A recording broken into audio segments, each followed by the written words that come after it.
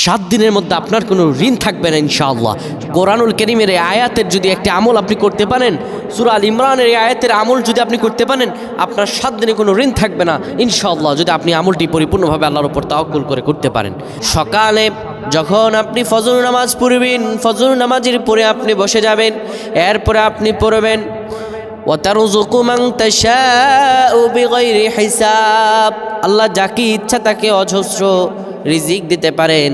এই আয়াতের এই অংশটি আপনি 10 বার পড়বেন। আপনি একটি দোয়া পড়বেন যেটি নবী করিম সাল্লাল্লাহু আলাইহি সাল্লাম বলেন, পাহাড় সম পরিমাণ ঋণ থাকলেও আল্লাহ মাফ করে দিবেন। আল্লাহুম্মা কফিনি বিহালালিকা আন হারামিক ওয়াগনিনি বিফাদলিকা আম্মান সিওয়াক। এরপর আপনি আল্লাহ তাআলার কাছে দোয়া করবেন, আল্লাহ তাআলার কাছে মন থেকে চাইবেন। আপনার চাইতে দেরি হবে, কিন্তু আমার আল্লাহ রাব্বুল আলামিন আপনাকে দিতে দেরি করবেন না।